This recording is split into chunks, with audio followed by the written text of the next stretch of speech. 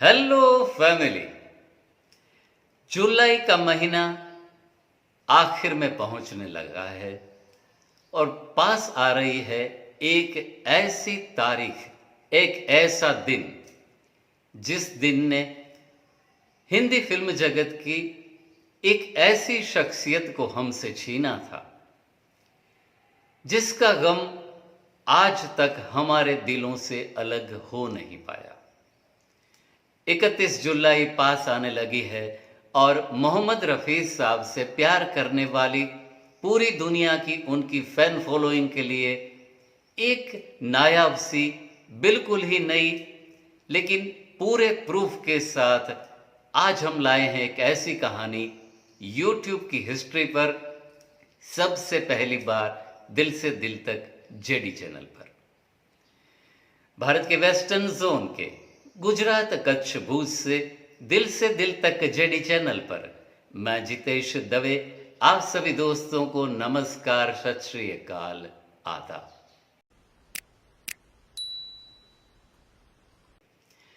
दोस्तों, पिछले हमारे वीडियोस पर आप स्क्रीन पर देख सकते हैं कि तकरीबन 20,000 या 25,000 के आसपास हमारे वीडियोस के व्यूज बने हैं, लेकिन स्क्रीन पर आप देख सकते हैं कि उनमें से पूरे व्यूअर्स में से सिर्फ 15% लोग ने ही हमारी चैनल को सब्सक्राइब किया था। बाकी बचे 85% यानी 85% लोगों ने हमारे वीडियोस को देखा, पसंद किया, लेकिन हमारे चैनल को सब्सक्राइब नहीं किया था। दोस्तों, इसके बदौलत होता यह है कि आपके हमारे वीडियोस को पसंद करने के बावजूद आप सभी को हमारे वीडियोस के नोटिफिकेशन मिलते नहीं है। तो अगर हो सके तो हमारे चैनल को सब्सक्राइब करने के साथ साथ बेल नोटिफिकेशन को ज़रूर से क्लिक करिए। आप सभी को हमारे सभी वीडियोस के नोटिफिकेशन आपके मोबाइल स्क्रीन पर मिल जाया करेंगे। आज की स्टोरी को शुरू करने से पहले और एक प्यारी सी बात आप सभी से हमें शेयर करनी है। दोस्तों, हमारे वीडियोस के कमेंट्स में बहुत सारे दोस्त कुछ ऐसे कमेंट्स भी करते हैं जिससे हमारी हौसला अफजाई भी होती है, लेकिन कुछ व्यूअर्स ऐसे भी होते हैं जो कुछ ऐसे कमेंट्स करते हैं जिनकी बदौलत देखने वालों को अपने फैमिली के साथ बैठकर उन कमेंट्स को पढ़ना मुनासिब नहीं लगता। दोस्तों, हम भी जानते हैं कि आपका म्यूजिक का एक पर्टिकुलर चॉइस हो सकता है। हम कभी भी हमारे इस चैनल पर यह बात नहीं कहते कि फला फला कलाकार, फला फला आर्टिस्ट इस फनकार से बेहतर है या उनसे थोड़ा कमतर है।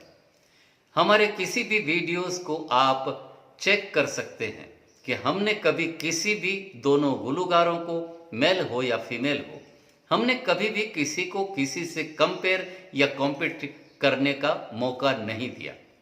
हम सभी को एक बराबर ही मानते हैं। वे सब फनकार उतने ही महान थे, तभी तो पूरी दुनिया के दिलों में वो सभी फनकार बसते थे।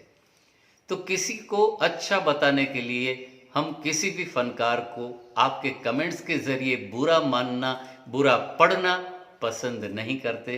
तो आप सभी से विनती है कि हमारे चैनल को न्यूट्रल ही रहने दें, किसी के फेवर में हम कभी बात नहीं करते। आइए दोस्तों, चलते हैं आज की एक ऐसी कहानी की ओर कि मोहम्मद रफ़ी साहब के घर पर हर महीने की 2 तारीख को क्या होता था। आपने हमारे थंबनेल पर यह जरूर से देखा होगा। आज करते हैं इस घटना को उजागर एक प्रूफ के साथ, क्योंकि हम किसी भी आधार के बिना कोई भी कहानी को आप सभी से शेयर करना मुनासिब नहीं समझते। दोस्तों, मोहम्मद रफ़ी साहब के बारे में हमेशा एक बात जरूर से कही गई है कि मोहम्मद रफ़ी साहब ने अपने जीवन काल दरमियान जितना भी पैसा कमाया उतना ही ज्यादा पैसा उन्होंने खैरात में दिया, उनकी चैरिटी की, उस इनकम का सदका भी निकाला। अगर चैरिटी की बात करें तो फिल्म इंडस्ट्रीज के किसी भी फनकार से ज़्यादा उस दौर के कोई भी गुलकार, कोई भी फनकार मोहम्मद रफ़ी साहब जितनी चैरिटी निकाला नहीं करता था। आज इसी बात से वाबस्ता एक ऐसी कहानी। मोहम्मद रफ़ी साहब के बारे में ऐसा कहा जाता था कि रफ़ी साहब जब अपने दाहिने हाथ से चैरिटी करते थे तो उनके बाएं हाथ को भी पता नहीं होता था कि उन्होंने कितनी चैरिटी की है। मोहम्मद रफ़ी साहब के घर पर रफ़ी मैंशन, रफ़ी विला पर हर महीने की 2 तारीख को, जी हाँ, आपने सही सुना, हर महीने की 2 तारीख को उनके गेट पर, रफ़ी विला के गेट पर एक बहुत बड़ा लिफाफों का ढेर रहता था। जिन जिन शख्सियत को मोहम्मद रफ़ी साहब की हेल्प की हर महीने ज़रूरत रहती थी, उनके नाम के लिफाफे गेट के काउंटर पर रहते थे। जिनको ज़रूरत थी, जिनके पैसे होते थे, वो चुपचाप गेट पर आकर के अपने अपने हिस्से का कवर लेकर के चुपचाप चले जाते थे। किसी को भी पता नहीं रहता था कि आने वाले लोग जो गेट पर आते हैं 2 तारीख को, वो किस मकसद से मोहम्मद रफ़ी साहब के दरवाजे से चुपचाप वापस चले जाते थे। अगर आपको इस कहानी पर भरोसा नहीं तो देखिए, इस वक्त हम स्क्रीन पर मोहम्मद रफ़ी साहब के परिवार द्वारा ही प्रिंट की बुक पर इस घटना को जिस कदर लिखा गया है, बिल्कुल उसी तरह आप सबको पढ़ करके इस सत्य घटना का प्रूफ दे रहे हैं। अब्बा को हमेशा दूसरों की तकलीफ़ों और ज़रूरतों का ख्याल रहता था। लोगों की मदद हमेशा इस तरह गुपचुप करते थे कि एक हाथ से देते तो दूसरे को भी पता नहीं चलता। महीने की हर 2 तारीख को रफ़ी विला के बाहर ज़रूरतमंद अपने अपने नाम का लिफाफा खामोशी से लेकर चले जाते थे। दोस्तों, ये थी मोहम्मद रफ़ी साहब की शख्सियत, जिन्होंने कभी भी किसी को दे करके यहाँ तक पूछा भी नहीं कि कौन सा आदमी किस मकसद से उनके द्वारा बांटी गई खैरात, चैरिटी को यूटिलाइज करता है।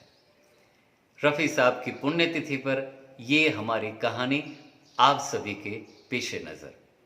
आइए दोस्तों, अब वक्त हो चला है आज के विचार बिंदु का। पैसों की अहमियत हर इंसान के लिए एक नमक के जैसी होती है। कम हो तो भी दिक्कत, ज्यादा हो तो भी दिक्कत। दोस्तों, मोहम्मद रफ़ी साहब के हवाले से आज की हमारी ये कहानी कैसी लगी, ये हमें ज़रूर से लिख करके भेजिएगा। आप सभी के कमेंट्स के लिए हम मुंतज़िर रहते हैं। अगर आप चाहें तो हमारे वीडियोस को लाइक करिए, अपने दोस्तों के साथ शेयर भी करिए। अगर आप चाहें तो हमारे चैनल को सब्सक्राइब करिए और हाँ, बेल नोटिफिकेशन और ऑल के बटन को भी ज़रूर से क्लिक करिएगा। आप सभी को हमारे वीडियोस के नोटिफिकेशन सबसे पहले वक्त पर मिल जाया करेंगे। दोस्तों, मिलेंगे मोहम्मद रफ़ी साहब की जीवन यात्रा के साथ जुड़ी बिल्कुल ऐसी नई प्यारी सी तरोताज़ा सी और बिल्कुल ही पहली बार नई कहानी अगले एपिसोड पर। तब तक bye bye, take care, save water, save our mother earth.